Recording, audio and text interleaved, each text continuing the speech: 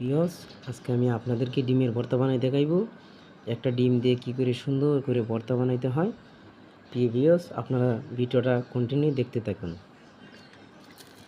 আমি মরিচটা তেলে ভাজে নিয়েছি অনেক সুন্দর করে মশমশা করে। আপনারা চাইলে সরষের তেল দিয়ে ভাজতে পারেন, সয়াবিন তেল দিয়ে ভাজতে পারেন, কোনো সমস্যা নেই।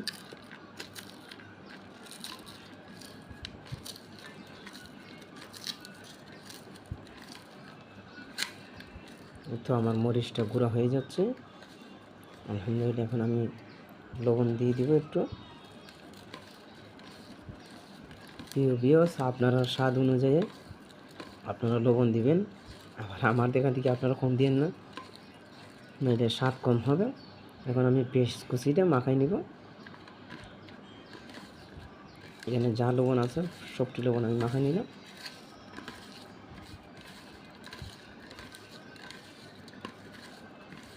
দেখতে পারতেছেন কত সুন্দর পেস্ট কুচির কালার চলে আসতো।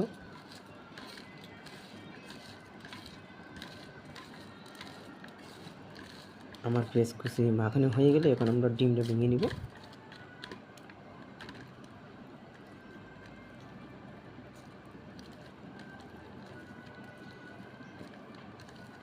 আপনারা বাসায় অবশ্যই ট্রাই করবেন।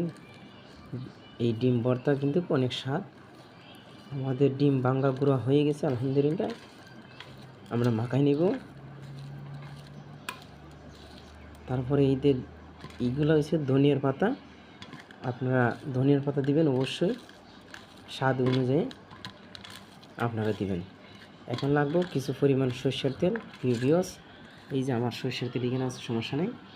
আমি সরষের তেল আমার যতটুকু পরিমাণ লাগে আমি ততটুকু দিয়ে দিব। আপনারা স্বাদ অনুযায়ী আপনারা সরষের তেল দিয়ে দিবেন। আমাদের ডিম ভর্তা অনেক মাখানো হয়ে গেছে, এখন একটু সরষের তেল দিয়ে দিব আমাদের স্বাদ অনুযায়ী।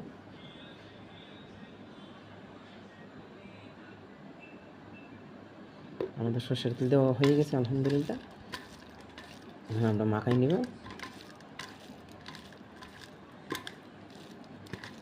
দেখেন ভর্তা কিন্তু অনেক সুন্দর হয়েছে ভর্তা, ডিমের ভর্তা। বিসমিল্লাহির রহমানির রহিম। অনেক স্বাদ হয়েছে প্রিয় ভিউয়ার্স, আপনারা বাসায় অবশ্যই ট্রাই করবেন। আর আমাদের চ্যানেলটিকে সাবস্ক্রাইব করবেন। ভালো থাকবেন, আল্লাহ হাফেজ।